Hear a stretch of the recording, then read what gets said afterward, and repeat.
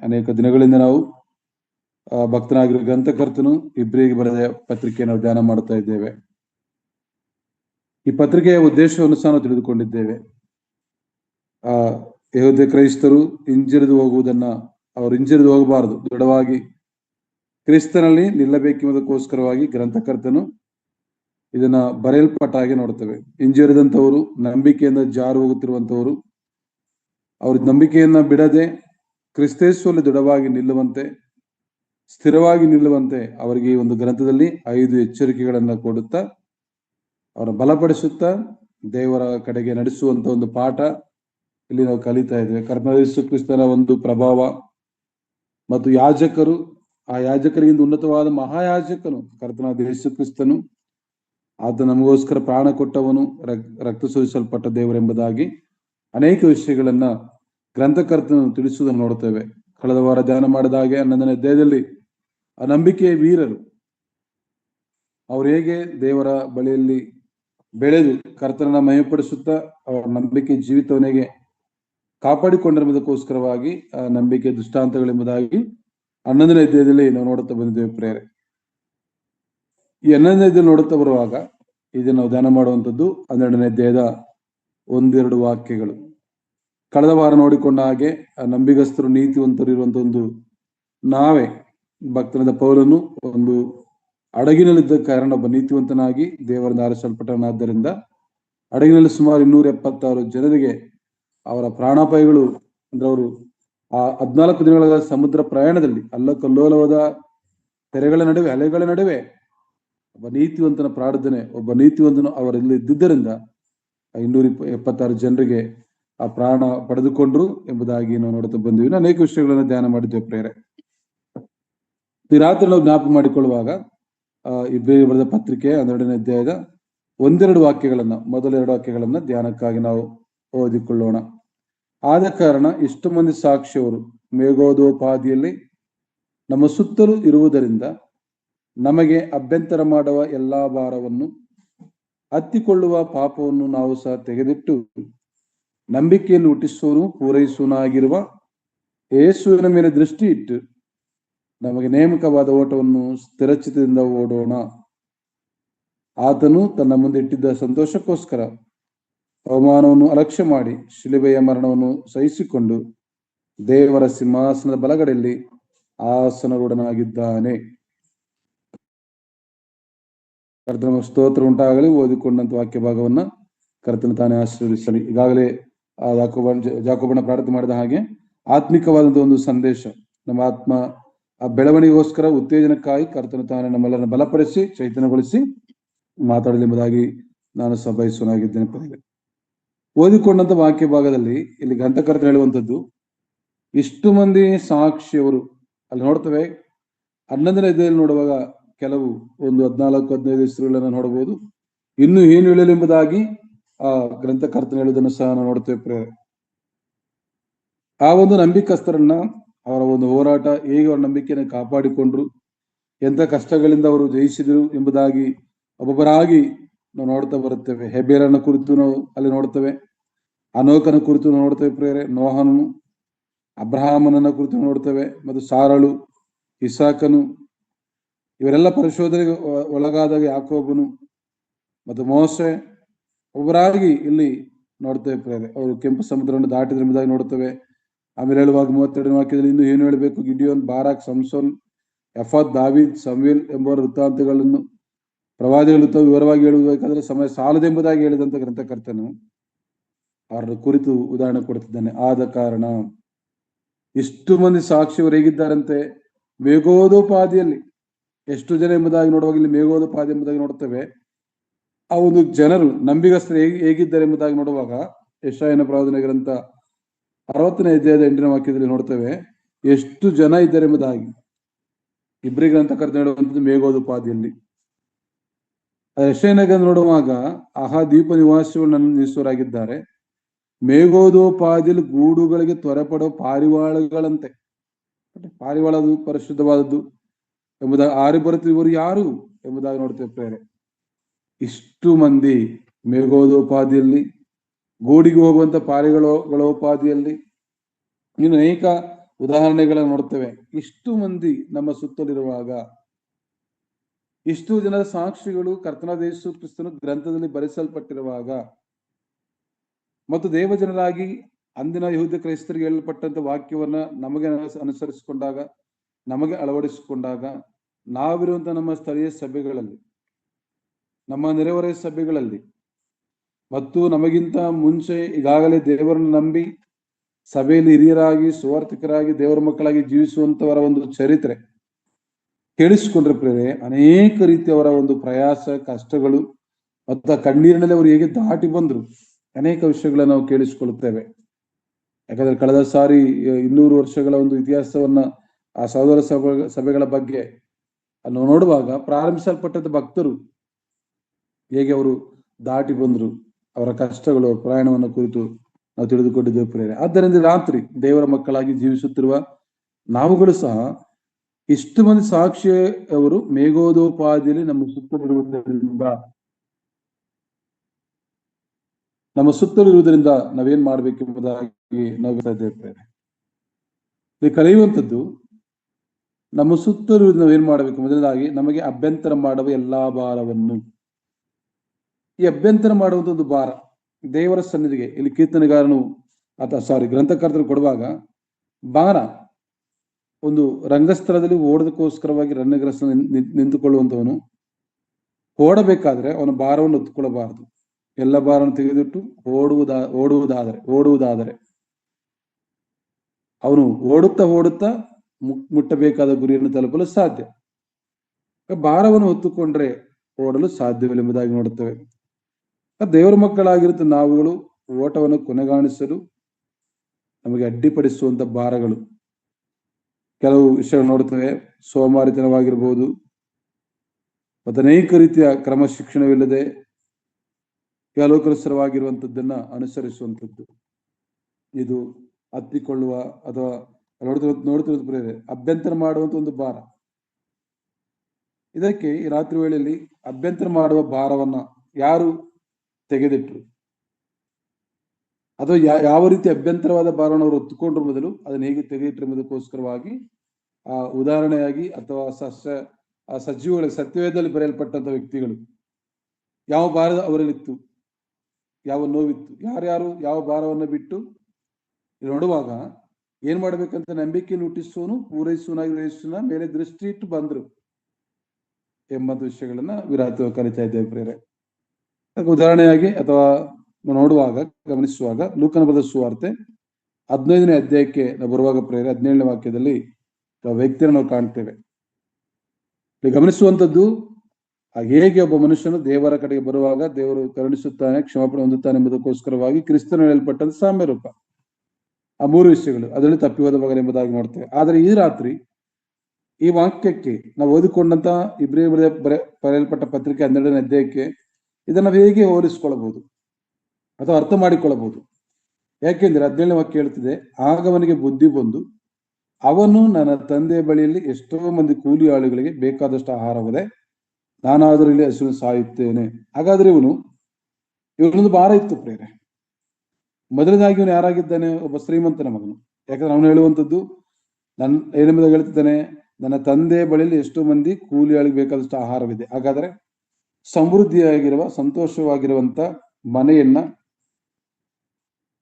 ಸಮಾಧಾನಕರವಾದ ಮನೆಯನ್ನ ಬಿಟ್ಟು ದೂರ ದೇಶಕ್ಕೆ ಹೋಗಿ ದುರ್ವ್ಯಾಪಾರ ಮಾಡಿ ದುಷ್ಟರನ್ನು ಸೇರಿಕೊಂಡು ಇವನೇನಾಗಿದ್ದನಲ್ಲಿ ಸುಲಭವಾಗಿ ಸಿಕ್ಕಿಕೊಳ್ಳುವ. ಇಲ್ಲಿ ನಾವು ಓದುತ್ತಿರುವಂತ ವಾಕ್ಯ ಭಾಗದಲ್ಲಿ ಪ್ರೇರೆ 12ನೇ ಅಧ್ಯಾಯದಲ್ಲಿ ಆ ಸಿಕ್ಕುವಂತ ಒಂದು ಮಾತನ್ನ ನೋಡ್ತೇವೆ. ಮೊದಲದಾಗಿ ಅಭ್ಯಂತರ ಮಾಡುವ ಪಾಪವನ್ನು ನೋಡ್ತೇವೆ, ಹತ್ತಿಕೊಳ್ಳುವ ಪಾಪ, ಎಲ್ಲ ಭಾರವನ್ನು ಹತ್ತಿಕೊಳ್ಳುವ ಪಾಪ. ಅದಕ್ಕೆ ತೆಲುಗಲ್ಲಿ ನೋಡುವಾಗ ಅಲ್ಲಿ ಬರೆಯಲ್ಪಟ್ಟಂತ ಒಂದು ಮಾತು ಎಂಬುದಾಗಿ ನೋಡುವಾಗ ಆ ಸುಲುಗ ಎಂಬುದಾಗಿ ಅದು ಸುಲಭವಾಗಿ, ಅಂದ್ರೆ ಸುಲಭವಾಗಿ, ಬಹಳಷ್ಟು ಕಷ್ಟ ಪ್ರಯಾಸ ಬೇಕಾಗಿಲ್ಲ. ಯಾವುದಕ್ಕೆ? ಈ ಪಾಪ ಸಿಕ್ಕಿ ಹಾಕಿಕೊಳ್ಳುವುದಕ್ಕೆ, ಪಾಪದಲ್ಲಿ ಬೀಳುವುದಕ್ಕೆ. ಇದನ್ನ ನೋಡ್ತಾ ಇದ್ದೇವೆ. ಆದ್ದರಿಂದ ಹಾಗಾದ್ರೆ ಈ ತಪ್ಪಿದಂತ ಮಗನು ಮಾಡಿದಂತ ಒಂದು ಪಾಪ ಏನೆಂಬುದಾಗಿ ಗಮನಿಸುತ್ತಾದ್ರೆ, ತಂದೆಯ ಮಾತನ್ನ ಅವನು ತಿರಸ್ಕರಿಸಿದನು, ತಂದೆಯ ಪ್ರೀತಿಯನ್ನು ಧಿಕ್ಕರಿಸಿದನು, ತಂದೆಯ ಆಸೆಯನ್ನು. ಯಾಕಂದ್ರೆ ಪ್ರೇರಿ ಇವತ್ತಿನ ದಿನದಲ್ಲಿ ಆ ಮಾನವರಾಗಿರುವಂತ ನಮ್ಮೆಲ್ಲರಿಗೂ ಮಕ್ಕಳಿರುವಾಗ ಆ ತಂದೆ ತಾಯಿಗಳಿಗೆ ತನ್ನ ಮಕ್ಕಳ ಮೇಲೆ ಒಂದು ಆಲೋಚನೆ ಇರುತ್ತದೆ. ಮಗ ಈ ಮಗಳು ಈ ಸ್ಥಾನಕ್ಕೆ ಬಂದಾಗ ಅವ್ರು ಇದನ್ನ ಮಾಡಬೇಕು, ಹೀಗೆ ಅವ್ರನ್ನ ಬೆಳೆಸ್ಬೇಕು, ಇದೆಲ್ಲ ಆಲೋಚನೆ ಇರ್ತದೆ ಪ್ರೇರೆ. ಎಲ್ಲ ಆಲೋಚನೆಗಳನ್ನು ಬಿಟ್ಟು ಧಿಕ್ಕರಿಸಿ ತಾನೇ ಏನು ಮಾಡಬೇಕು ಎಂಬುದಕ್ಕೋಸ್ಕರವಾಗಿ ಹೋದಂತ ಈ ಮಗನು ಅಲ್ಲ ಗಮನಿಸುವಂಥದ್ದು ಪ್ರೇರೆ. ಮೊದಲವನು ಅವಿಧನಾದನು. ಯಾಕೆಂದ್ರೆ ಯಹೂದ್ಯರು ಅವಿದ್ಯರಾಗಿ ನಂಬಿಕೆಯಿಂದ ಜಾರಿ ಹೋಗುವಾಗ, ಸೋಮಾರಿತನಕ್ಕೆ ಪಾಪಕ್ಕೆ ಒಳಗಾಗುವಾಗ ಅವ್ರು ಬಿದ್ದು ಹೋಗಬಾರದು, ಪತನವಾಗಬಾರದು, ನಾಶವಾಗಬಾರದು, ಕ್ರಿಸ್ತರಲ್ಲಿ ದೃಢವಾಗಿ ನಿಲ್ಲಬೇಕೆಂಬಂತ ಆಸೆಯಿಂದ ಗ್ರಂಥಕರ್ತರು ಹೇಳಿದಂತ ಮಾತುಗಳು, ಎಲ್ಲಾ ಭಾರವನ್ನು ಅಭ್ಯಂತರ ಮಾಡುವ ಎಲ್ಲಾ ಭಾರವನ್ನು, ಅದನ್ನ ಹೇಗೆ ನಾವು ಹೋಲಿಸ್ಕೊಳ್ಬಹುದು. ಈ ತಪ್ಪಿ ಹೋದ ಮಗನು ತಂದೆ ಮನೆಯನ್ನ ಬಿಟ್ಟು, ತಂದೆ ಪ್ರೀತಿಯನ್ನು ಬಿಟ್ಟು ದೂರದೇಶಕ್ಕೆ ಹೋಗಿ ಅವನಿಗೆ ಭಯಂಕರವಾದಂತ ಒಂದು ಶಿಕ್ಷೆ, ತಿನ್ನುವಂತ ಆಹಾರವು ಕೊರತೆಯಾದಾಗ ಅವನು ಆ ಸೋಮಾರಿತನವನ್ನ, ಆ ವಿಧಿತ್ವವನ್ನ, ಅವನ ಮೇಲಿದ್ದಂತ ಒಂದು ಚಿಂತೆಯ ಭಾರವನ್ನ, ಯಾವ ಚಿಂತೆ, ಒಂದೊತ್ತಿನ ಊಟಕ್ಕೂ ಮಾಡುವಂತ ಒಂದು ಚಿಂತೆಯ ಭಾರವನ್ನ ಏನು ಮಾಡಿದ ಅವನು, ಆ ಭಾರವನ್ನು ಮತ್ತು ತಂದೆಗೆ ಅವಿಧನಾಗಿದ್ದಂಥದ್ದು ಪಾಪದ ವಿಷಯವನ್ನು ಅರ್ಥ ಎತ್ತಿಕೊಳ್ಳುವ ಪಾಪವನ್ನು ಸಹ, ನಾನು ಅವಿಧನಾಗಿದ್ದೇನೆ. ಯಾಕೆಂದ್ರೆ ಅವನು ಹೇಳುವಂತ ಒಂದು ಮಾತು, ಅವನು ಬುದ್ಧಿ ಬಂದು ಎಂಬುದಾಗಿ ನಾವು ನೋಡುವಾಗ ಅವನು ಹೇಳುವಂಥದ್ದು ಮಾತುಗಳು ಬಹಳ ಸ್ಪಷ್ಟವಾಗಿಯೂ ಪ್ರೇರೆ ಅಲ್ಲಿ ಗಮನಿಸ್ತೇವೆ. ಅವನು ಹೇಳುವಂಥದ್ದು, ಅವನು ಹೇಳ್ತಾನೆ ಆಗ ಅವನಿಗೆ ಬುದ್ಧಿ ಬಂದು ಅವನು ಹೇಳ್ತಾರೆ, ನಾನು ಎದ್ದು ನನ್ನ ತಂದೆಯ ಬಳಿಗೆ ಹೋಗಿ ಅವನಿಗೆ, ಅಪ್ಪ, ಪರಲೋಕಕ್ಕೆ ವಿರೋಧವಾಗಿಯೂ ನಿನ್ನ ಮುಂದೆಯೂ ಪಾಪ ಮಾಡಿದ್ದೇನೆ, ಪಾಪಕ್ಕೆ ಪಶ್ಚಾತ್ತಾಪ ಪಡುವಂಥದ್ದು, ಪಾಪವನ್ನು ತೆಗೆದಿಟ್ಟು ಮೊದಲಿವನು ತಂದೆಯ ಪ್ರೀತಿಗೆ ದೂರವಾದನು, ತಿರಸ್ಕರಿಸಿದನು, ತಂದೆ ತಾಯಿಗಳನ್ನು ಸನ್ಮಾನಿಸಬೇಕು, ಎಲ್ಲವನ್ನ ಬಿಟ್ಟು ಅವನು ಊಟವಿಲ್ಲದಿರುವಾಗ ಅವನಿಗೆ ಬಂದಂತ ಒಂದು ಆಲೋಚನೆ, ನಾನು ಹೋಗಬೇಕು, ಕ್ಷಮಾಪಣೆ ಎಂದುಕೊಳ್ಳಬೇಕು. ಯಾಕಂದ್ರೆ ಇಬ್ಬರೇ ಗ್ರಂಥಕರ್ತ ಹೇಳುವಂತ ಒಂದು ಮಾತು ಅದೇ ಆಗಿದೆ ಪ್ರೇರೆ.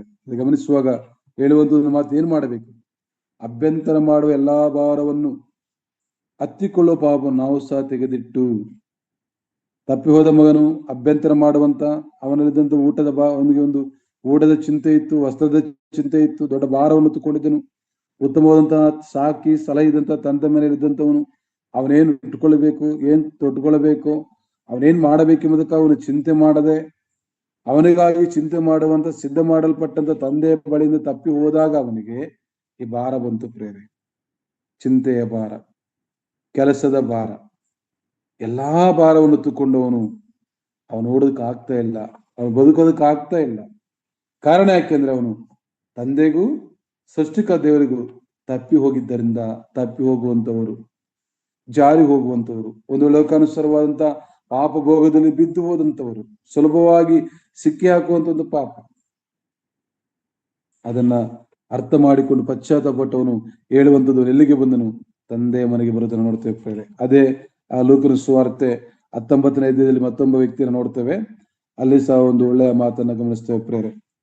ಯಾಕೆಂದ್ರಲ್ಲಿ ಗಮನಿಸುವಾಗ 19ನೇ ಅಧ್ಯಾಯಕ್ಕೆ ಬರುವಾಗ ನಾವು ಜಕ್ಕಯ್ಯನ ಕುರಿತು ನೋಡುತ್ತೇವೆ. ಜಕ್ಕಯ್ಯನ ಹೇಳುವಂತ ಒಂದು ಮಾತು, 8ನೇ ವಾಕ್ಯ, ಆದರೆ ಜಕ್ಕಯ್ಯ ನಿಂತುಕೊಂಡು ಸ್ವಾಮಿಗೆ, ಸ್ವಾಮಿ ನೋಡು, ನನ್ನ ಆಸ್ತಿಯಲ್ಲಿ ಅರ್ಧವನ್ನು ಬಡಲು ಕೊಡ್ತೇನೆ, ಮತ್ತು ನಾನು ಅನ್ಯಾಯವಾಗಿ ಯಾರಿಂದ ಏನಾದರೂ ಹೇಳ್ಕೊಂಡಿದ್ದೇ ಆದ್ರೆ 4ರಷ್ಟು ಹಿಂದಕ್ಕೆ ಕೊಡುತ್ತೇನೆ. ಇಲ್ಲಿ ನಾವು ಕಲಿಯುವಂತ ಒಂದು ಪಾಠ ಏನಪ್ಪಾ ಅಂದ್ರೆ, ಯಾಕೆ ಇದನ್ನ ತೆಗೆದುಕೊಂಡೆ, ಇಲ್ಲಿ ಜಕ್ಕಯ್ಯನ ಯಾರಾಗಿದ್ದಾನೆ, ಒಬ್ಬ ಶ್ರೀಮಂತನ ಮಗನು, ಆಸ್ತಿವಂತನ ಮಗನು, ದಿನಾಲು ಅವರ ಅಪ್ಪನ ಮನೆಯಲ್ಲಿ 10 ಜನ ಕೂಲಿ ಕೊಡುವಂತ ಮಗನ, ಆ ತಂದೆ ಮನೆಯನ್ನ ಬಿಟ್ಟು ಹೋದಂತವನು, ಸುಲಭವಾಗಿ ತಂದೆಯ ಪ್ರೀತಿಯನ್ನು ಕಳೆದುಕೊಂಡನು, ಪಾಪಕ್ಕೆ ದಾಸನಾದನು, ಪಶ್ಚಾತ್ತಾಪಪಟ್ಟು ಹಿಂತಿರುಗಿ ಓಡಿ ಬಂದನು. ಆ ಜಕ್ಕಯ್ಯನ ಯಾರಾಗಿದ್ದಾನೆ, ಯಾಕೆಂದ್ರೆ ಪ್ರೇರೆ ಈ ಜಕ್ಕಯ್ಯನ ಯಾರು, ಇವನೊಬ್ಬ ಧರ್ಮಶಾಸ್ತ್ರ ತಿಳಿದವನೆಂಬುದಾಗಿ ನೋಡ್ಬೋದು. ಯಾಕೆಂದ್ರೆ ಆ 9ನೇ ವಾಕ್ಯ ಗಮನಿಸುವಾಗ, ಇದನ್ನು ಕೇಳಿ ಯೇಸು, ಇವತ್ತು ಈ ಮನೆಗೆ ರಕ್ಷಣೆ ಆಯ್ತು, ಇವನು ಸಹ ಅಬ್ರಾಹ್ಮನ ವಂಶಿಕನಲ್ಲವೇ. ಹಾಗಾದ್ರೆ ಜಕ್ಕಯ್ಯನ ಯಾರಾಗಿದ್ದಾನೆ, ಜಕ್ಕಯ್ಯನ ಅಬ್ರಾಹ್ಮನ ವಂಶಿಕನು, ಅಬ್ರಾಹ್ಮನ ಕುಟುಂಬದಲ್ಲಿ ಹುಟ್ಟಿದಂಥವರು, ಅಬ್ರಾಹ್ಮನ ಒಂದು ತಲೆಮಾರು, ಅಬ್ರಾಹ್ಮನ ಸಂತತಿಯವರಿಗೆ ಏನ್ ಸಿಕ್ಕಿತು, ಅವರಿಗೆ ಧರ್ಮಶಾಸ್ತ್ರ ಸಿಕ್ಕಿತು.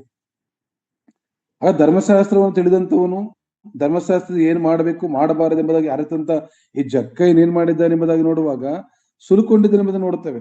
ಅವನು ಹೇಳ್ತಾನೆ, ಸ್ವಾಮಿ ನೋಡು, ನನ್ನ ರಸ್ತೆಯಲ್ಲಿ ಅರ್ಧವನ್ನು ಬಡದು ಕೊಡುತ್ತೇನೆ, ಮತ್ತು ನಾನು ಅನ್ಯಾಯವಾಗಿ ಯಾರಿಂದ ಏನಾದ್ರು ಹೇಳ್ಕೊಂಡಿದ್ದೇ ಆದ್ರೆ, ಹೇಳ್ಕೊಂಡಿದ್ದಾನೆ ಆದ್ರೆ ಮೋಸ, ವಂಚನೆ, ಇದೆಲ್ಲವೂ ಭಾರವಾಗಿದೆ ಪ್ರೇರೆ. ಋಣಭಾರ, ಮತ್ತೊಬ್ಬರದನ್ನು ತಾನು ಪಡೆದುಕೊಂಡು 1ಕ್ಕೆ 4ರಷ್ಟು ಹೇಳ್ತಾವನು. ಹಾಗಾದ್ರೆ ಅವನಿಗೆ ಮನವರಿಕೆ ಆಯಿತು. ನಂಬಿಕೆಯಿಂದ ಸತ್ಯದಿಂದ ಹಿಂಜರಿದಂಥವರು, ಅವಿಧಿರಾದಂಥವರು ಹೇಗೆ ದೇವರ ಬಳಿಗೆ ಬರಬೇಕು, ಅದು ಗ್ರಂಥಕರ್ತ ಒಂದು ಆಲೋಚನೆ. ದೇವ ಜನರೇ, ತಪ್ಪಿ ಹೋದ ಮಗನು, ಅವನಿಗೆ ಭಯಂಕರವಾದ ಭಾರ, ಏನ್ ಮಾಡಬೇಕು, ಯಾಕಂದ್ರೆ ಹಂದಿಗಳು ತಿನ್ನುವಂತ ಗಡ್ಡೆ ಅದು ಸಿಕ್ಲಿಲ್ಲ. ಆದ್ರೆ ಅವನ ಒಂದು ಚಿಂತೆ, ಅವನ ಒಂದು ಆ ಪೋಷಣೆ ಭಾರ.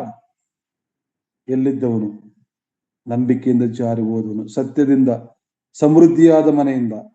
ಹಾಗಾದ್ರೆ ಯಹೂದ್ಯ ಕ್ರೈಸ್ತರ ಕ್ರಿಸ್ತನ ಪ್ರೀತಿಯಿಂದ, ಕ್ರಿಸ್ತನ ಸನ್ನಿಧಿಯಿಂದ ದೂರವಾದಂಥವರು, ಅಗಲಿ ಹೋದಂಥವರು, ಸಭೆಯಾಗಿ ಕೂಡಿಕೊಳ್ಳುವುದನ್ನು ರೂಢಿಯಾಗಿ ಬಿಟ್ಟು ಬಿಟ್ಟಂತವರು ಹಿಂತಿರುಗಿ ಬರಬೇಕೆಂಬ ಆಸೆಯಿಂದ ಗ್ರಂಥಕರ್ತನು ಈ ಮಾತುಗಳನ್ನು ಹೇಳ್ತಾ ಇದ್ದೇನೆ ಪ್ರೇರೆ. ತಪ್ಪಿ ಹೋದ ಮಗನು ತನಗಿರ ಭಾರವನ್ನು ಬಿಟ್ಟು, ತನ್ನ ಚಿಂತೆಯನ್ನ ಬಿಟ್ಟು, ತನಗಿದ್ದಂತ ನೋವನ್ನು ಬಿಟ್ಟು, ನಾನಿಲ್ಲಿದ್ದರೆ ಆಗುವುದಿಲ್ಲ, ನಾನು ಎಲ್ಲಿರಬೇಕು. ಯಾಕಂದ್ರೆ ಗ್ರಂಥಕರ್ತನು ಹೇಳುವಂಥದ್ದು ಎಲ್ಲವನ್ನು ತೆಗೆದಿಟ್ಟು ಎಲ್ಲಿಗೆ ಬರಬೇಕೆಂಬುದಾಗಿ ಹೇಳ್ತಿದ್ದಾನೆ. ಅಲ್ಲಿ ಗಮನಿಸುವಂಥದ್ದು ಮಾತು ಪ್ರೇರೆ. ನಾವು ಸಹ ತೆಗೆದಿಟ್ಟು ನಂಬಿಕೆಯನ್ನು ಹುಟ್ಟಿಸುವನು ಪೂರೈಸುವನಾಗಿರುವ ಯೇಸುವಿನ ಬಳಿಗೆ ಬರಬೇಕೆಂಬುದಾಗಿ ನೋಡ್ತಾ ಇದ್ದೇವೆ ಪ್ರೇರೆ. ಮತ್ತೊಬ್ಬ ವ್ಯಕ್ತಿಯನ್ನು ರಾತ್ರಿ ನಾವು ಧ್ಯಾನ ಮಾಡಿಕೊಳ್ಳೋಣ. ಯೋಹಾನ ಸುವಾರ್ತೆ 19ನೇ ಅಧ್ಯಾಯದಲ್ಲಿ ಬಹಳ ಸಂತೋಷಕರವಾದಂತಹ ಒಬ್ಬ ವ್ಯಕ್ತಿಯನ್ನು ನಾವು ಕಾಣ್ತೇವೆ ಪ್ರೇರೆ. 19ನೇ ಅಧ್ಯಾಯದ 38ನೇ ವಾಕ್ಯ, ಇಲ್ಲಿ ಸ್ಪಷ್ಟತೆಯನ್ನು ಕಾಣ್ತೇವೆ. ಇಲ್ಲಿ ನೋಡ್ತೇವೆ ಪ್ರೇರೆ. ಇದಾದ ಮೇಲೆ ಯೆಹೂದ್ಯರ ಭಯದಿಂದ ಗುಪ್ತವಾಗಿ ಯೇಸುವಿನ ಶಿಷ್ಯನಾಗಿದ್ದ ಅರಿಮಥಾಯದ ಯೋಸೇಫನು ಯೇಸುವಿನ ದೇಹವನ್ನು ತೆಗೆದುಕೊಂಡು ಹೋಗೋದಕ್ಕೆ ಅಪ್ಪಣೆ ಆಗಬೇಕೆಂದು ಪಿಲಾತನ ಬೇಡಿಕೊಂಡನು. ಪಿಲಾತನ ಅಪ್ಪಣೆ ಕೊಡಲಾಗಿ ಅವನು ಬಂದು ಆತನ ದೇಹವನ್ನು ತೆಗೆದುಕೊಂಡು ಹೋದನು. ಈ ವ್ಯಕ್ತಿ ನಾವು ಏನ್ ಕಲಿತಾ ಇದ್ದೇವೆ? ತಪ್ಪಿ ಹೋದ ಮಗನು ತಂದೆ ಮನೆಯಲ್ಲಿದ್ದನು, ಅವನಿಗೆ ಎಲ್ಲವೂ ಇತ್ತು. ತಿನ್ನುವುದಕ್ಕೆ ಒಳ್ಳೆಯ ಊಟದ ವ್ಯವಸ್ಥೆ, ತೊಡುವುದಕ್ಕೆ ಉತ್ತಮವಾದ ಬಟ್ಟೆಗಳು, ಮತ್ತು ಅವನೊಬ್ಬ ಒಳ್ಳೆಯ ಕೆಲಸಗಾರನಾಗಿರ್ಬೋದಾಗಿತ್ತು, ಕೆಲಸ ಮಾಡೋರು ನೋಡಿಕೊಳ್ಳುವಂತ ಜವಾಬ್ದಾರಿಗಳವನಾಗಿರ್ಬೋದಾಗಿತ್ತು. ಅವನು ದುರ್ವ್ಯಾಪಾರಗೋಸ್ಕರ ದೂರದೇಶಕ್ಕೆ ಹೋಗಿ ಕೆಟ್ಟು ಹೋದ ಮೇಲೆ ಅವನಿಗಿದ್ದಂತ ಎಲ್ಲ ಭಾರವನ್ನ ಮತ್ತು ತಂದೆಯ ಪ್ರೀತಿಯನ್ನು ಕಳೆದುಕೊಂಡಂತ ಒಂದು ಪಾಪ. ನಿನ್ನ ತಂದೆ ತಾಯಿಗಳನ್ನು ಸನ್ಮಾನಿಸಬೇಕು, ನಿನ್ನ ತಂದೆ ತಾಯಿ ಮಾತುಗಳು ಮಕ್ಕಳೇ ಎಂಬುದಾಗಿ ಎಫೆಸ ಪತ್ರಿಕೆಯಲ್ಲಿ ನೋಡ್ತೇವೆ. ನಿಮ್ಮ ತಂದೆ ತಾಯಿಗಳನ್ನು ಸನ್ಮಾನಿಸಿರಿ. ಎಲ್ಲವನ್ನು ತ್ಯಜಿಸಲ್ಪಟ್ಟಂತ ಮಗನಿಗೆ ಆ ಭಾರವನ್ನು ಬಿಟ್ಟವನು ಹತ್ತಿಕೊಳ್ಳುವ ಪಾಪವನ್ನು ಬಿಟ್ಟು ತನ್ನ ಪಾಪವನ್ನ ಅರಿತವನಾಗಿ ಪಾಪ ಅರಿಕೆ ಮಾಡಿ ಪಶ್ಚಾತ್ತಾಪದವನು ಬಂದನು. ಜಕ್ಕಯ್ಯನು ಅಬ್ರಹಾಮನ ವಂಶಿಕನು, ಧರ್ಮಶಾಸ್ತ್ರವನ್ನು ಅರಿತಂತವನು. ಹಾಗಾದ್ರೆ ಈ ಧರ್ಮಶಾಸ್ತ್ರಕ್ಕೆ ವಿರುದ್ಧವಾಗಿ ಪಾಪ ಮಾಡುವಂತ ಜನರಿಗೆ ಪರಿಹಾರ ಮಾಡೋದಕ್ಕೋಸ್ಕರವಾಗಿ, ಪಾಪಗಳನ್ನು ಕ್ಷಮಿಸೋದಕ್ಕೋಸ್ಕರವಾಗಿ ಒಬ್ಬ ರಕ್ಷಕನು ಬರುತ್ತಾನೆ. ಆತನೇ ಕರ್ತನಾದ ಯೇಸು ಕ್ರಿಸ್ತನು. ಆತನ ಹೇಗಿದ್ದಾನೆ ಎಂಬುದಾಗಿ ತಿಳಿದಿದ್ದರಿಂದ ನೋಡೋದಕ್ಕೋಸ್ಕರವಾಗಿ ಹೋದನವನು. ಅಬ್ರಹಾಮನ ವಂಶಿಕನಾಗಿದ್ದರಿಂದ, ಯೇಸು ಕ್ರಿಸ್ತನು ಹುಟ್ಟುತ್ತಾನೆಂಬ ಒಂದು ಸತ್ಯವನ್ನು ಅರಿತಿದ್ದರಿಂದ ಯೇಸು ಕ್ರಿಸ್ತ ನೋಡಬೇಕು, ಆತನ ಮುಂದೆ ಹೋಗಿ ಕ್ಷಮಾಪಣೆ ಕೇಳಿಕೊಳ್ಳಬೇಕೆಂಬುದಕ್ಕೋಸ್ಕರವಾಗಿ ಯೇಸು ಕ್ರಿಸ್ತ ನೋಡೋದಕ್ಕೋಸ್ಕರವಾಗಿ ಓಡಿ ಹೋದಂತ ಜಕ್ಕಯ್ಯನು. ದೇವಜನ ಈಗ ಓದಿಕೊಂಡಂತ ವ್ಯಕ್ತಿ ಅರಿಮಥ ಯೋಸೇಫನು. ಈತನ ಯಾರಾಗಿದ್ದಾನೆ? ಜಕ್ಕಯ್ಯನಾದರೂ ಯೇಸು ಕ್ರಿಸ್ತ ಸಂಚರಿಸುವಾಗ ನೋಡೋದಕ್ಕೋಸ್ಕರವಾಗಿ ಹೋದನು. ಅರಿಮಥ ಯೋಸೇಫನು ಕಲ್ವರಿ ಶಿಲುಬೆಯಲ್ಲಿ ಮಾನವ ರಕ್ಷಣೆಗೋಸ್ಕರವಾಗಿ, ನಿನ್ನ ಪಾಪರಿಗೋಸ್ಕರವಾಗಿ ಕೊರಡೆಗಳನ್ನು ಹೊರಿಸಿಕೊಂಡು 3 ಮುಳ್ಳಿನಿಂದ ಬಂಧಿಸಲ್ಪಟ್ಟು ತಲೆಯ ಮುಳ್ಳಿನ ಕಿರೀಟ ಧರಿಸಿಕೊಂಡು ಧಾರಧಾರೆಯಾಗಿ ರಕ್ತವನ್ನು ಸುರಿಸಿ ನಮ್ಮೆಲ್ಲರ ಪಾಪ ನಿವಾರಣೆಗಾಗಿ ತನ್ನ ಪ್ರಾಣವನ್ನು ಕೊಟ್ಟು ಆ ಸಮಾಧಿಯಲ್ಲಿ ತೂಗು ಹಾಕಲ್ಪಟ್ಟಂತ ಕ್ರಿಸ್ತನನ್ನ, ಆ ಶಿಲುಬೆಯಲ್ಲಿ ಜಜ್ಜಲ್ಪಟ್ಟಂತ ಕ್ರಿಸ್ತನನ್ನ, ಆ ಶಿಲುಬೆಯಲ್ಲಿ ತೂಗು ಹಾಕಲ್ಪಟ್ಟ ಯೇಸು ಕ್ರಿಸ್ತನ ದೇಹವನ್ನ ತೆಗೆದುಕೊಂಡು ಸಮಾಧಿ ಮಾಡಬೇಕೆಂಬುದಾಗಿ ಬಂದಂತ ಯೋಸೇಫನು ಯಾರು? ಪ್ರಿಯರೇ, ಇವನ ಕುರಿತು ನಾವು ಆಲೋಚನೆ ಮಾಡುವಾಗ ಯೋಸೇಫನು ಯಾರಾಗಿದ್ದಾನೆ? ಮಾರ್ಕನ ಬರೆದ ಸುವಾರ್ತೆ 15ನೇ ಅಧ್ಯಾಯದ 17ನೇ ವಾಕ್ಯವನ್ನು ನೋಡುವಾಗ ಅವನು ಯಾವ ಭಾರವನ್ನು ಬಿಟ್ಟು? ತಪ್ಪಿ ಹೋದಂತ ಮಗನು ತನಗಿದ್ದಂತ ಊಟದ ಚಿಂತೆಯ ಭಾರವನ್ನ, ವಸ್ತ್ರದ ಭಾರವನ್ನ, ಒಬ್ಬಂಟಿಗನೆಂಬ ನೋವಿನ ಭಾರವನ್ನ, ಮತ್ತು ತಾನು ಹೋಗಿ ಅಲ್ಲಾಗಿದ್ದ ಸೋಮಾರಿತನವನ್ನ, ಎಲ್ಲ ಭಾರವನ್ನು, ಮತ್ತು ತನ್ನ ತಂದೆ ತಾಯಿಗಳ ಅವಿಧೇನಾಗಿ ಸನ್ಮಾನಿಸದೆ ತಾನು ಮಾಡಿದ ತಪ್ಪನ್ನು ಅರಿತುಕೊಂಡನು. ಅನೇಕ ಜನ 1ಕ್ಕೆ 4 ಹಿಡ್ಕೊಂಡಂತ ಜಕ್ಕಯ್ಯನು. ಆದರೆ ಪ್ರೇರೆ, ಇಲ್ಲಿರುವಂತ ಯೋಸೇಫನು ಯಾರಾಗಿದ್ದಾನೆಂಬುದಾಗಿ ನಾವು ಗಮನಿಸುವಾಗ ಮಾರ್ಕನ ಬರೆದ ಸುವಾರ್ತೆ 15ನೇ ಅಧ್ಯಾಯದ 17ನೇ ವಾಕ್ಯ ಹೇಳುತ್ತದೆ, ಸಿಪಾಯಿಗಳು ಆತನ ಅಧಿಪತಿಯರಿಗೆ ಸಾಗಿಕೊಂಡು ಬಂದರೆಂಬುದಾಗಿ ಅಲ್ಲಿ ಗಮನಿಸ್ತೇವೆ ಪ್ರೇರೆ. ಲೂಕನ ಸುವಾರ್ತೆ 15ನೇ ಅಧ್ಯಾಯ 17ನೇ ವಾಕ್ಯದಲ್ಲಿ ನಾವು ಗಮನಿಸುವಾಗ ಲೂಕನ ಬರೆದ ಸುವಾರ್ತೆ 15ನೇ ಅಧ್ಯಾಯ 17ನೇ ವಾಕ್ಯ ಓದಿಕೊಂಡಿದ್ದೇವೆ. ಮತ್ತು ಈಗ ನಾವು ಓದಿಕೊಳ್ಳುವಂತ ವಾಕ್ಯವಾಗ ಮಾರ್ಕನ ಸುವಾರ್ತೆ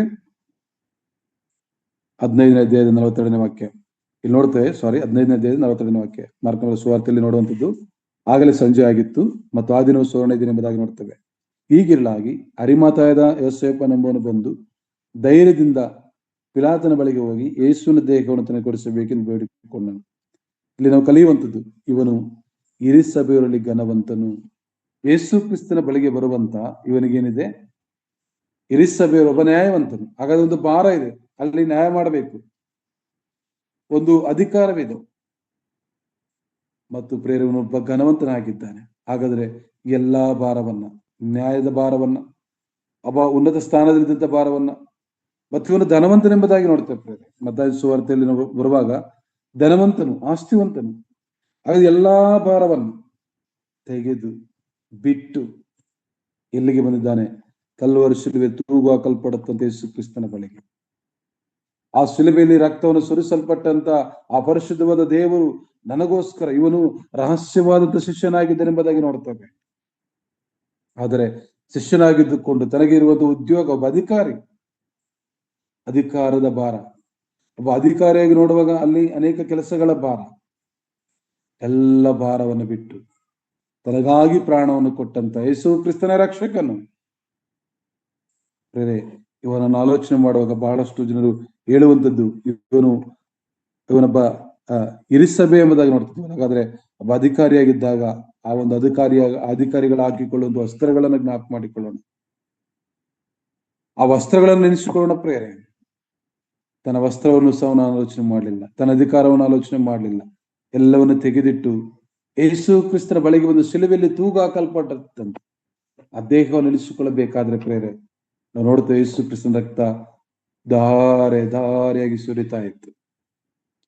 ಹಾಗಾದ್ರೆ ರಕ್ತ ನನ್ನ ಮೇಲೆ ಬಿದ್ರೆ ಈ ನನ್ನ ವಸ್ತ್ರಗಳು ಏನಾಗುತ್ತೋ? ಅಧಿಕಾರಿ ಧರಿಸುವಂತ ವಸ್ತ್ರಗಳನ್ನ ನೋಡೋಣ ಪ್ರೇರೆ. ಇಳಿಸ್ಕೊಡಾಕ ಒಂದು ವೇಳೆ ಅವನು ಆ ವಸ್ತ್ರ ತೆಗೆದಾಕಿ, ಇಲ್ಲ ಪ್ರೇರೆ, ಅವನಿಗೊಂದು ದುಃಖ. ನನ್ನ ಯೇಸು ಕ್ರಿಸ್ತನ ನೋಡ್ಬೇಕು. ಅಭ್ಯಂತರ ಮಾಡುವಂತ ಬಟ್ಟೆಯ ಬಗ್ಗೆ ಚಿಂತೆ ಮಾಡಲಿಲ್ಲ.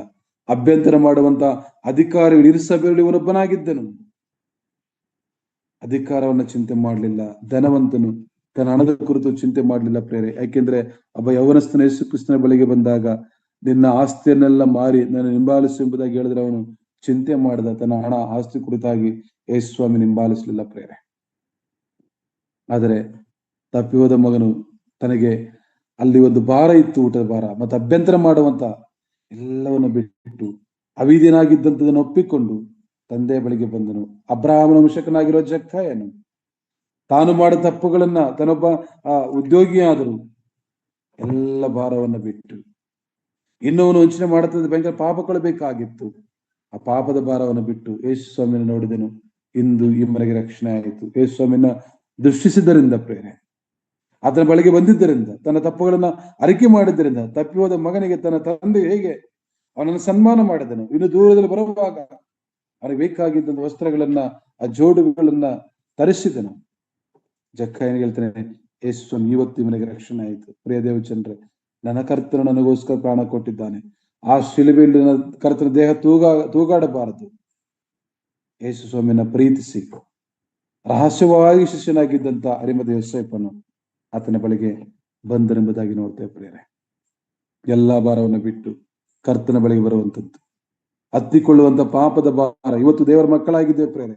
ಆ ಪರಲೋಕ ರಾಜ್ಯವನ್ನು ಸೇರಬೇಕಾದ್ರೆ ಭೂಲೋಕದ ಯಾತ್ರೆಯಲ್ಲಿ ನಮಗಿರುವಂತ ನಿನ್ನ ಚಿಂತ ಭಾರಗಳನ್ನ ಆತನ ಮೇಲೆ ಹಾಕು ಎಂಬುದಾಗಿ ನೋಡುವಾಗ ಎಲ್ಲ ಚಿಂತೆ ಭಾರವನ್ನ, ಕೆಲಸದ ಭಾರವನ್ನ, ಆತ್ಮಿಕವಾಗಿ ನಮ್ಮನ್ನು ಕುಗ್ಗಿಸುವಂತ ಎಲ್ಲ ಭಾರಗಳನ್ನು ತೆಗೆದಿಟ್ಟು ನಾವು ಸಹ ಭಕ್ತನಾಗಿರೋ ಪೌಲನು ರೋಮಪುರದಲ್ಲಿ ಬರೆದ ಪತ್ರಿಕೆ 2ನೇ ಅಧ್ಯಾಯ 7ನೇ ವಾಕ್ಯದಲ್ಲಿ ಹೇಳುವಂತ ಒಂದು ಮಾತನ್ನ ನಾವು ಗಮನಿಸುವಾಗ, 7ನೇ ವಾಕ್ಯದಲ್ಲಿ ಯಾರು ಪ್ರಭಾವ, ಮಾನ, ನಿರ್ಲತ್ವ ಹೊಂದಬೇಕೆಂದು ಒಳ್ಳೆಯದನ್ನು ಬೇಸರಗೊಳ್ಳದೆ ಮಾಡುತ್ತಾರೋ ಅವರಿಗೆ ನಿತ್ಯ ಜೀವವನ್ನು ಕೊಡುವನೆಂಬುದಾಗಿ ನೋಡ್ತೇವೆ.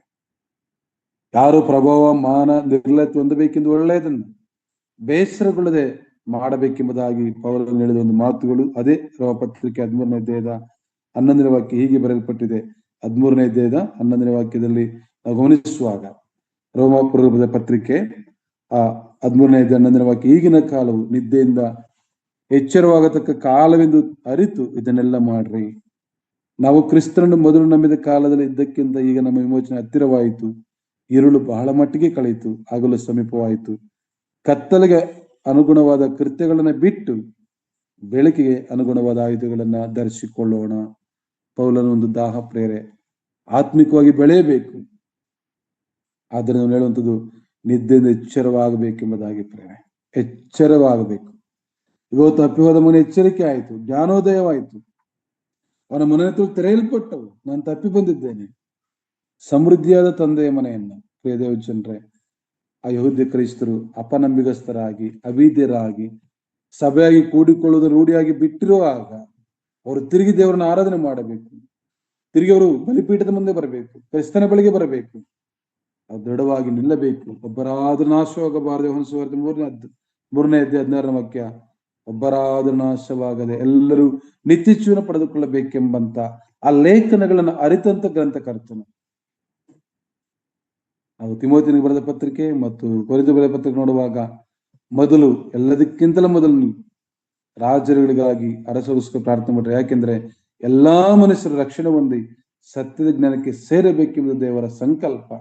ಆ ಚಿತ್ತ, ದೇವರ ಉದ್ದೇಶ ನೆರವೇರಬೇಕಾದ್ರೆ ಗ್ರಂಥಕರ್ತರವರು ಒತ್ತಿ ಒತ್ತಿ ಹೇಳುತ್ತೇನೆ ಪ್ರೇರೆ, ಎಲ್ಲಾ ಭಾರವನ್ನು ಓಡುವುದಕ್ಕೆ ಓಡದೆ ಓಟವನ್ನು ಕೊನೆಗಾಣಿಸೋದಕ್ಕೆ ಅಡ್ಡಿ ಮಾಡುವಂತ ಆಸ್ತಿ ಭಾರ, ಹಣ, ಸೋಮಾರಿತನ, ಅವಿಧೇತ್ವ, ಯಲೋಕನುಸರವಾಗಿರುವಂತ ಎಲ್ಲ ಭಾರವನ್ನು ಮತ್ತು ಸುಲಭವಾಗಿ ಮಾನವರನ್ನ ಸಿಕ್ಕಿ ಹಾಕಿಕೊಳ್ಳೋದಕ್ಕೆ ಬಹಳ ಸುಲಭವಾಗಿ ಸರಳವಾಗಿ ಕೇಳಿತು ಸರ್ಪ, ಯಾವ ಹಣ್ಣನ್ನು ತಿನ್ನಬಾರದು ಎಂಬುದಾಗಿ. ದೇವಚಂದ್ರೆ, ಸುಲಭವಾಗಿ ಪಾಪದಲ್ಲಿ ಸಿಕ್ಕಿ ಹಾಕಿಕೊಳ್ಳುವಂತೆ ಪಾಪದ ಭಾರವನ್ನು ತೆಗೆದಿಟ್ಟು ಪೌಲನು ಹೇಳುವಂತೆ ಪ್ರೇರೆ, ನಾವು ಈಗಿನ ಕಾಲ ನಿದ್ದೆಯಿಂದ ಎಚ್ಚೆತ್ತ ಕಾಲ ಎಂಬುದಾಗಿ ತಿಳಿದು ದೇವರ ಬಳಿಗೆ ದೃಢವಾಗಿ ಸ್ಥಿರವಾಗಿ ಬರಬೇಕೆಂಬುದಾಗಿ ದೇವರ ವಾಕ್ಯ ನಮ್ಮನ್ನು ಬಲಪಡಿಸುತ್ತದೆ. ಎಫೆಸರ ಬರೆದ ಪತ್ರಿಕೆ 4ನೇ ಅಧ್ಯಾಯದ 22ನೇ ವಾಕ್ಯ ಹೀಗೆ ಹೇಳುತ್ತದೆ, ಯೇಸುವಿನಲ್ಲಿ ಸತ್ಯೋಪದೇಶ ಯಾವುದೆಂದರೆ, ನೀವು ನಿಮ್ಮ ಹಿಂದಿನ ನಡತೆಯನ್ನು ಅನುಸರಿಸದೆ ಪೂರ್ವ ಸ್ವಭಾವವನ್ನು ತೆಗೆದು ಹಾಕಿಬಿಡಬೇಕು. ಅದು ಮೋಸಕರವಾದ ದುರಾಸೆಗಳನ್ನು ಕೆಟ್ಟು ಹೋಗುವಂಥದ್ದು. ನೀವು ನಿಮ್ಮ ಅಂತರ್ಯದಲ್ಲಿ ಹೊಸಬರಾಗಿ ನೂತನ ಸ್ವಭಾವನ ಧರಿಸಿಕೊಳ್ಳಿರಿ. ಹಳೆಯ ಸ್ವಭಾವವನ್ನ, ಹಳೆಯ ಎಲ್ಲ ಪದ್ಧತಿಗಳು, ಸಂಪ್ರದಾಯಗಳು, ಭಾಷೆ ಬಿಟ್ಟು ನೂತನ ಸ್ವಭಾವಗಳವರಾಗಿ ರಹಸ್ಯವಾಗಿ ಕ್ರಿಸ್ತನ ಹಿಂಬಾಲಿಸಿದ ಅರಿಮತ್ತ ಯೋಸೇಫನು ಆ ಶಿಲುಬೆಯಲ್ಲಿ ತೂಗಾಡುವ ಯೇಸು ಕ್ರಿಸ್ತ ನೋಡೋದಕ್ಕೋಸ್ಕರವಾಗಿ ಬಂದನು. ಸುಗಂಧ ದ್ರವ್ಯಗಳ ಹಚ್ಚೋದಕ್ಕೋಸ್ಕರವಾಗಿ ನಿಕೋದೇಮನು ಬಂದನೆಂಬುದಾಗಿ ನೋಡ್ತೇವೆ. ಆದರೆ ಪ್ರಿಯರು, ಕೆಲಸದ ಭಾರವನ್ನ, ಸ್ಥಾನದ ಭಾರವನ್ನ ಮತ್ತು ಅಡ್ಡಿಯಾಗುತ್ತೆ ಎಲ್ಲವನ್ನ ಬಿಟ್ರು ಬೇಕಾಗಿದ್ದಾರೆ ಕರ್ತನಾದ ಯೇಸು ಕ್ರಿಸ್ತನು. ಮಹೋನ್ನತ ದೇವರ ಕೃಪೆ, ಅದನ್ನ ಸನ್ನಿಧಿ ಸಹವಾಸ ಬೇಕೆಂಬುದಾಗಿ ಅವರು ದೃಢವಾಗಿ ಬಂದರೆಂಬುದಾಗಿ ನಾವು ಗಮನಿಸ್ತಾ ಇದ್ದೇವೆ. ಮತ್ತು ಇನ್ನು ಆ ವಾಕ್ಯವನ್ನು ಗಮನಿಸುವಾಗ ಫಿಲಿಪ್ಪರಿಗೆ ಬರೆದ ಪತ್ರಿಕೆ ಪೌಲನು 3ನೇ ಅಧ್ಯಾಯದ 13ನೇ ವಾಕ್ಯ ಹೀಗೆ ಬರೆಯಲ್ಪಟ್ಟಿದೆ. 3ನೇ ಅಧ್ಯಾಯದ 13ನೇ ವಾಕ್ಯವನ್ನು ಗಮನಿಸುವಾಗ ನೋಡ್ತೇವೆ, ಸಹೋದರರೇ, ನಾನಂತೂ ಹಿಡಿದುಕೊಂಡವನೆಂದು ನನ್ನನ್ನು ಇವರಿಗೆ ಎಣಿಸಿಕೊಳ್ಳುವುದಿಲ್ಲ. ಆದರೆ ಒಂದು, ನಾನು ಇಂದಿನ ಸಂಗತಿಯನ್ನು ಮರೆತು ಬಿಟ್ಟು ಮುಂದಿನವುಗಳನ್ನು ಇಡುವುದಕ್ಕೆ ಎದೆಬಗ್ಗಿದವನಾಗಿ ದೇವರು ಕ್ರಿಸ್ತನ ಮೂಲಕವಾಗಿ ನಮ್ಮನ್ನು ಮೇಲಕ್ಕೆ ಕರೆದು ನಮ್ಮ ಮುಂದಿಟ್ಟು ಬಿರುದನ್ನು ಗುರಿ ಮಾಡಿಕೊಂಡು ಓಡುತ್ತಾ ಇದ್ದೇನೆಂಬುದಾಗಿ ಪೌಲನು ಫಿಲಿಪ್ಪರಿಗೆ ಬರೆದ ಪತ್ರಿಕೆ ಹೇಳ್ತಾನೆ ಪ್ರೇರೆ.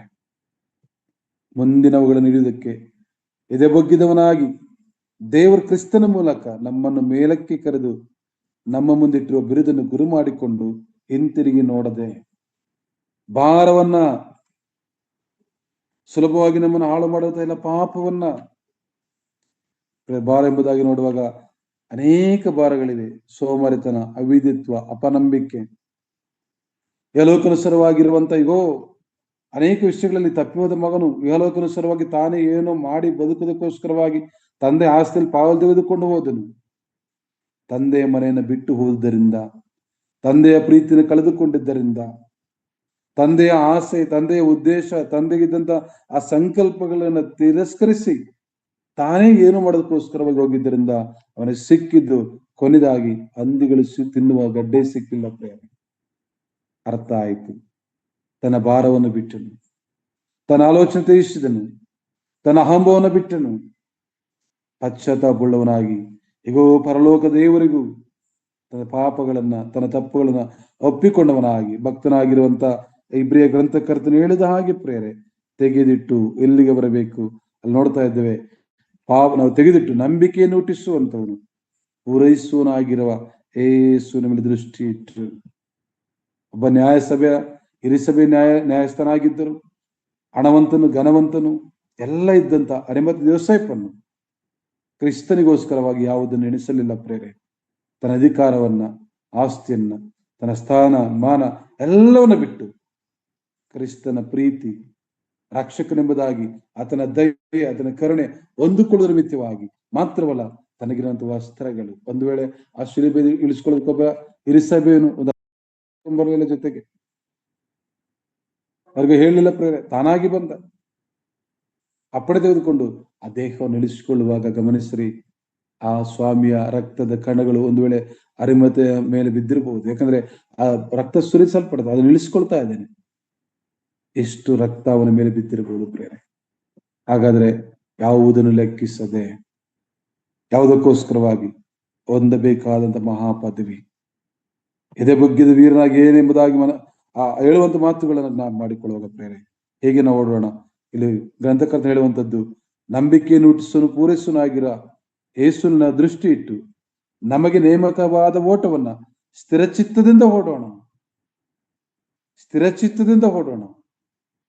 ಎಲ್ಲೇ ತನಕ ಪ್ರೇರೆ, ಭೂಯಾತ್ರೆ ಮುಗಿಯುವ ತನಕ ನಂಬಿಗಸ್ತರಾಗಿ ಕ್ರಿಸ್ತನ ಪ್ರೀತಿ, ಕ್ರಿಸ್ತನ ದಯೆ, ಆ ಕರುಣೆ, ಆತನೊಟ್ಟಿಗೆ ನಾವು ಸಂಭ್ರಮದ ಸುಂದರವಾದಂತ ಆ ಮಹಿಮೆಯ ಪಟ್ಟಣವನ್ನು ಸೇರುವ ತನಕ ಭೂಯಾತ್ರೆಯಲ್ಲಿ ಅಭ್ಯಂತರ ಮಾಡುವಂತ, ನಮ್ಮನ್ನು ಸುಲಭವಾಗಿ ಹಾಳು ಮಾಡುವಂತ ಪಾಪಗಳನ್ನ ತೆಗೆದಿಟ್ಟು ಬಿಟ್ಟು, ಒಂದು ವೇಳೆ ನಮಗಿರುವಂತ ನಾನು ಒಂದು ವೇಳೆ ಆ ಸ್ಥಾನ ಈ ಸ್ಥಾನ ಎಂಬಂತ ಎಲ್ಲವನ್ನು ತೆಗೆದಿಟ್ಟು ಒಬ್ಬ ಜಕ್ಕಯ್ಯನಾಗೆ, ತಪ್ಪಿಹೋದ ಮಗನಾಗೆ, ನನಗಿರುವಂತಹ ಹಣ ಆಸ್ತಿ ಹತ್ತಿಸ್ತ ಲೆಕ್ಕಿಸದ ಕ್ರಿಸ್ತನ ಶಿಲುಬೆಯ ಬಳಿಗೆ ಬಂದಂತ ಅರಿಮಥದ ಯೋಸೇಫನಾಗೆ, ಕ್ರಿಸ್ತನು ಮುಂದೆ ಇಟ್ಟಿರುವಂತಹ ಜಯಮಾಲೆಯನ್ನು ಪಡೆದುಕೊಳ್ಳೋಸ್ಕರವಾಗಿ ಪೌಲನು ಎದೆಬಗ್ಗಿದ ವೀರನಾಗಿ ಓಡುತ್ತಾ ಓಡುತ್ತಾ ಓಡುತ್ತಾ ಇದ್ದಾನೆ ಪ್ರೇರೆ. ಆತನನ್ನೇ ದೃಷ್ಟಿಸೋಣ. ಯಾಕೆಂದ್ರೆ ಇಲ್ಲಿ ವಾಕ್ಯ ಹೇಳುತ್ತಾ ಇದೆ, ನಮಗೆ ನೇಮಕದ ಓಟವನ್ನು ಸ್ಥಿರಚಿತ್ತು ಓಡೋಣ. ಆತನ ತನ್ನ ಮುಂದೆ ಇಟ್ಟಿದ್ದ ಸಂತೋಷಕ್ಕೋಸ್ಕರ ಅವಮಾನವನ್ನು ಲಕ್ಷ್ಯ ಮಾಡಿ ಶಿಲುಬೆಯ ಮರಣವನ್ನು ಸಹಿಸಿಕೊಂಡು ದೇವರ ಸಿಂಹಾಸನದ ಬಲಗಡೆಯಲ್ಲಿ ಆಸನುಡನಾಗಿದ್ದಾನೆ ಕರ್ತನಾದ ಯೇಸು ಕ್ರಿಸ್ತನು. ಆತನ ಪರಲೋಕಣವಾಗಿದ್ದಾನೆ. ಪರಪಟ್ಟಣದಲ್ಲಿ ನಮಗೋಸ್ಕರ ಸ್ಥಳಗಳನ್ನು ಸಿದ್ಧ ಮಾಡುತ್ತಿದ್ದಾನೆ ಪ್ರೇರೆ. ತೆರಿಗೆ ಬಂದು ನಮ್ಮನ್ನು ಕರ್ಕೊಂಡು ಹೋಗ್ತಾನೆ ಎಂಬ ಭರವಸೆಯನ್ನು ಕೊಟ್ಟಿದ್ದಾನೆ, ವಾಗ್ದಾನವನ್ನು ಕೊಟ್ಟಿದ್ದಾನೆ. ಆ ವಾಗ್ದಾನವನ್ನ ಓದುವುದಕ್ಕೋಸ್ಕರವಾಗಿ ಆ ಪರಪಟ್ಟಣದಲ್ಲಿ ಸಿದ್ಧ ಮಾಡಲ್ಪಟ್ಟಂತ ಗೃಹಗಳಲ್ಲಿ ನಾವು ವಾಸ ಮಾಡೋದಕ್ಕೋಸ್ಕರವಾಗಿ ಭೂಯಾತ್ರೆಯಲ್ಲಿ ನಾವು ನಂಬಿಗಸ್ತರಾಗಿ, ವಿಧೇಯರಾಗಿ, ಪರಿಶುದ್ಧವಾದ ಜೀವಿತವನ್ನು ಜೀವಿಸುತ್ತಾ ಅರಿಮಥದ ಯೋಸೇಫನು ನೀತಿವಂತನು, ನಂಬಿಗಸ್ತನು, ಘನವಂತನೆಂಬುದಾಗಿ ನೋಡುತ್ತೇವೆ. ನೀತಿಯುಳ್ಳವರಾಗಿ, ಭಯಭಕ್ತಿಯುಳ್ಳವರಾಗಿ ಈ ಲೋಕದ ಪ್ರಯಾಣವನ್ನು ಮುಗಿಸೋಣ ಪ್ರಿಯರೇ. ಯಾಕೆಂದ್ರೆ ಆ ಗುರಿ ಮುಟ್ಟುವ ತನಕ ಹಿಂತಿರುಗಿ ನೋಡದೆ ಸ್ಥಿರಚಿತ್ತದಿಂದ, ಇಲ್ಲಿ ನೋಡ್ತೇವೆ, ಸ್ಥಿರಚಿತ್ತದಿಂದ ನಮಗೆ ನೇಮಕವಾದ ಓಟವನ್ನ ಸ್ಥಿರಚಿತ್ತದಿಂದ ಓಡೋಣ. ಹಿಂತಿರುಗಿ ನೋಡುವುದು ಬೇಡ ಪ್ರೇರೆ. ಯಾವ ರೀತಿಯಾಗಿ ಸ್ವಾಮಿಯನ್ನು ಅಂಗೀಕಾರ ಮಾಡಿಕೊಂಡು ಪಾಪಗಳನ್ನು ಒಪ್ಪಿಕೊಂಡು ಪಾಪಕ್ಕೆ ಪಶ್ಚಾತ್ತಾಪಪಟ್ಟು ಕರ್ತನಾದ ಯೇಸು ಕ್ರಿಸ್ತನ ರಕ್ಷಕನಾಗಿ ನಾವು ಸ್ವೀಕಾರ ಮಾಡಿಕೊಂಡಿದ್ದೇವೆ. ಈ ಹೃದಯವನ್ನು ಆತನಿಗೆ ಒಪ್ಪಿಸಿಕೊಟ್ಟಿದ್ದೇವೆ ಪ್ರೇರೆ. ಅನೇಕ ನಮ್ಮನ್ನು ಸುಲಭವಾಗಿ ಸಿಕ್ಕಿ ಹಾಕುವಂತ ಯಾವುದೇ ರೀತಿಯ ಪಾಪಗಳು ಅಥವಾ ಚಿಂತೆಗಳು, ಒಂದು ವೇಳೆ ದುಃಖಗಳು, ಈ ಲೋಕದ ಶೋಧನೆಗಳು, ಸಂಕಟ, ಸಮಯ, ರೋಗ, ರುಜಿನ ಏನೇ ಬಂದರು ಯೋಬನಾಗೆ ಚರ್ಮಕ್ಕೆ ಚರ್ಮವೇ ಕಿತ್ತು ಹೋದರು, ಇರುವುದೆಲ್ಲ ಹೋದರು ಪ್ರಿಯ ದೇವಚಂದ್ರೆ, ಗುರಿ ಮುಟ್ಟುವ ತನಕ ಎಲ್ಲವನ್ನ ತೆಗೆದಿಟ್ಟು ಸ್ಥಿರಚಿತ್ತದಿಂದ ಓಡೋಣ. ಕರ್ತನಿಂದ ಹೊಂದಬೇಕಾಗಿರೋ ಬಹುಮಾನವನ್ನ, ಜಯಮಾಲೆಯನ್ನ ಎಲ್ಲವನ್ನು ಪಡೆದುಕೊಂಡು ಆತನ ಪ್ರೀತಿಗೆ, ಆತನ ಕೃಪೆಗೆ ಪಾತ್ರರಾಗೋಣ. ಕರ್ತನ ಕೃಪೆ ನಮ್ಮ ಸಂಗಡರಲ್ಲಿ. ಕರ್ತನ ತಾನೇ ವಾಕ್ಯವನ್ನು